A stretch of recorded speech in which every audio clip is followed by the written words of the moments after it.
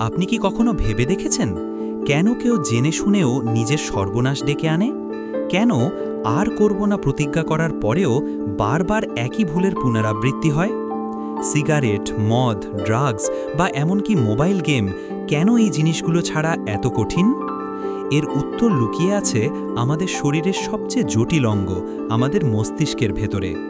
আজ আমরা জানব নেশা বা অ্যাডিকশনের পেছনের বিজ্ঞানটা কি। কেন এটা কোনো চারিত্রিক দুর্বলতা বা ইচ্ছাশক্তির অভাব নয়, বরং মস্তিষ্কের একটি জটিল রোগ।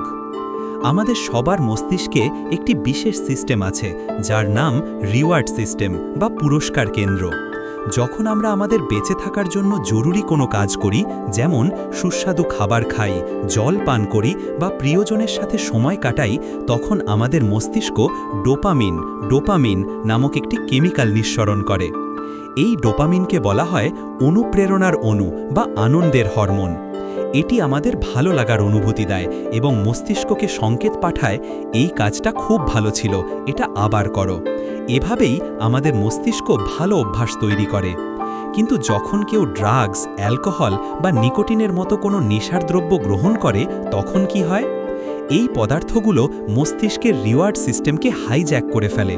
এগুলো কৃত্রিমভাবে সাধারণ আনন্দের চেয়ে প্রায় 10 গুণ বেশি ডোপামিন নিঃসরণ ঘটায়। মস্তিষ্কে যেন একটা ডোপামিনের বন্যা বয়ে যায়। এই তীব্র কিন্তু কৃত্রিম আনন্দের অনুভূতি ব্যবহারকারীকে বারবার সেই নেশার দিকে ঠেলে দেয়। সমস্যাটা শুরু হয় এখান থেকেই। মস্তিষ্ক এই অস্বাভাবিক মাত্রার ডোপামিনের সাথে মানিয়ে নেওয়ার জন্য নিজের গঠন পরিবর্তন করতে শুরু করে। এটি ডোপামিন গ্রহণ করার রিসেপ্টরগুলোর সংখ্যা কমিয়ে দেয় অথবা সেগুলোকে কম সংবেদনশীল করে তোলে। এর ফল কি হয়? প্রথমত, যাকে আমরা বলি টলারেন্স বা সহনশীলতা, অর্থাৎ একই পরিমাণ আনন্দ পেতে ব্যবহারকারীকে আগের চেয়ে অনেক বেশি পরিমাণে নেশা করতে হয়। যেটা একসময় সামান্য পরিমাণে কাজ করত, এখন আর করে না। দ্বিতীয় এবং সবচেয়ে ভয়ঙ্কর পর্যায়টি হল উইথড্রয়াল।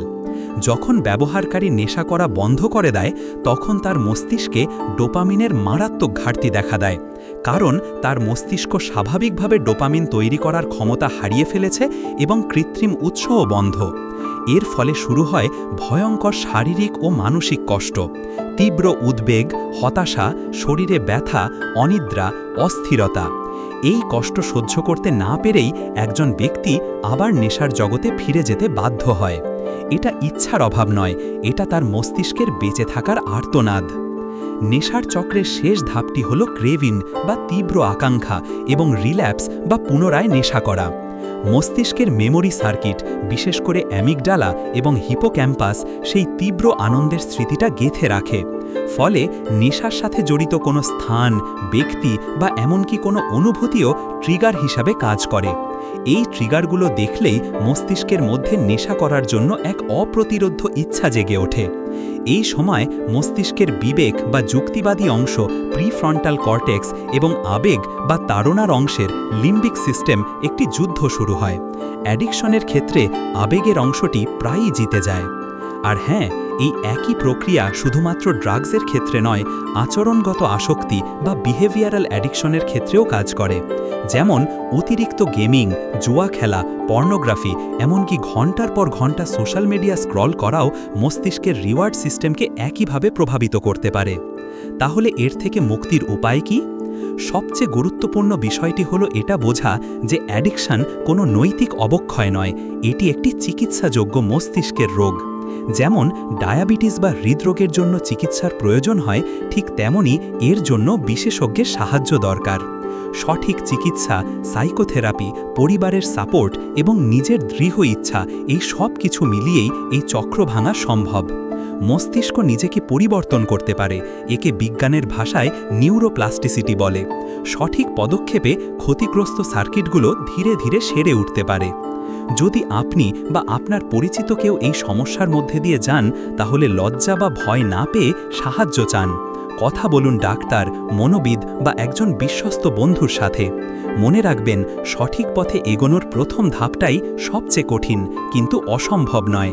ভিডিওটি ভালো লাগলে লাইক করুন এবং শেয়ার করে সচেতনতা ছড়িয়ে দিতে সাহায্য করুন, কারণ আপনার একটি শেয়ার হয়তো কারো জীবন বদলে দিতে পারে। এই ধরনের বিজ্ঞানভিত্তিক আরও ভিডিও দেখতে আমাদের চ্যানেলটি সাবস্ক্রাইব করুন। আপনার কোনো প্রশ্ন থাকলে কমেন্টে জানাতে ভুলবেন না।